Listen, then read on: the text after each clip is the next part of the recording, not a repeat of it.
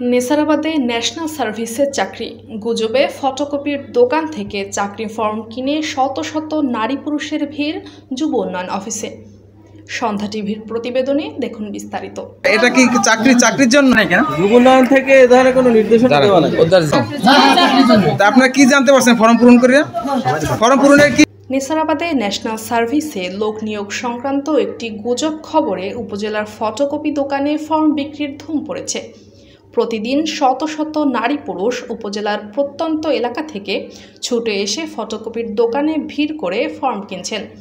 Form কিনে পূরণ করে উপজেলার যুব উন্নয়ন অফিসে জমা দিতে পারলেই চাকরি হবে, এমনটি ভেবে তারা 30 থেকে 40 টাকায় ফর্ম কিনে পূরণ করেই ভিড় করছেন যুব উন্নয়ন অফিসে। এ সুযোগে উপজেলা রোডের নির্দিষ্ট কিছু ফটোকপি দোকানিরা গণহারে এ ফর্ম বিক্রি করছেন। দোকানিদের কেউ কেউ এখানে ন্যাশনাল সার্ভিসের নতুন ও পুরাতন ফর্ম পাওয়া যায় এ মর্মে সাইনবোর্ডটা নিয়ে দেদারসে বিক্রি করছেন এ ফর্ম।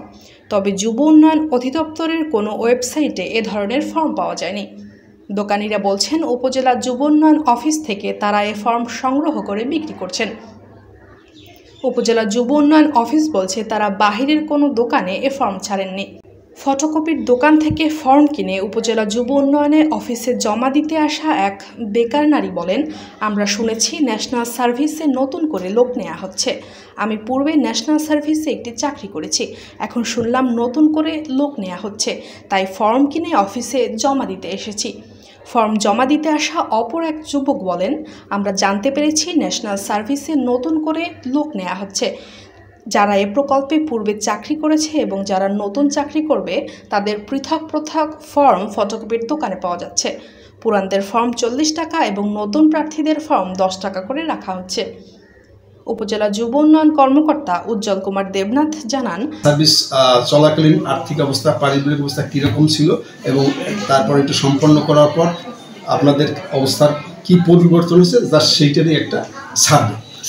এরপরই সরকার মূল্যায়ন করবে যে সরকারের এই প্রজেক্ট করে সরকার মানে কতটা উপকৃত হলেও দেশ ও জাতির ক্ষেত্রে কতটা অবদান রাখতে পারবে। যারা ন্যাশনাল সার্ভিস করতে পারেনি তাদের জন্য, তাদের মতামতটা নেওয়ার জন্য, এছাড়া আর কিছু। এটা তো চাকরির আবেদন না, এটা তো আপনি ফর্মটা করছেন। বাইরে একটা গুজব এরকম ছড়াচ্ছে, এটাকে আপনি আসলে গুজব, বড় ধরনের গুজব, যে বাইরে বিভিন্ন ফটোকপি দোকানে হুলস্থল কাণ্ড, মানুষ কেউ 30 টাকা রাখে ফর্ম, কেউ 40 টাকা রাখে, এরকম রাখতেছে দাঁড়াব ভাই।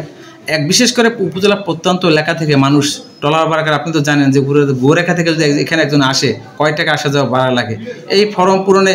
তাহলে এই যে আপনাদের যখন জেলা থেকে ফর্মটা আনছেন তখন আপনার এক্ষেত্রে কিছু আসলে সেক্রেসি প্রয়োজন ছিল কিনা, যে আমরা কীভাবে জরিপটা করবো, এইভাবে ঢালাওভাবে যখন যে মানুষ আসলে না বুঝে করতেছে। ন্যাশনাল সার্ভিসে চাকরি করে উপকারভোগীরা কতটা লাভবান হয়েছে এ মর্মে একটি জরিপ করার জন্য জেলা থেকে একটি নির্দেশনা এসেছে। যারা পূর্বে ন্যাশনাল সার্ভিসে চাকরি করেছে এবং যারা করতে পারেনি তাদের মধ্য থেকে মোট 60 জনের মতামত নিয়ে আমরা এই জরিপ করছি। জেলা অফিস এজন্য আমাদের মোট 60টি ফর্ম দিয়েছে, তবে এ ফর্ম আমাদের ওয়েবসাইটে নেই। আমরা জরিপ পরিচালনার জন্য উপকারভোগী 50 জনের মধ্যে এ ফর্ম দিয়েছি। হয়তো তাদের মধ্যে থেকে কেউ বাইরের ফটোকপি দোকানে এ ফর্ম ছড়িয়েছে।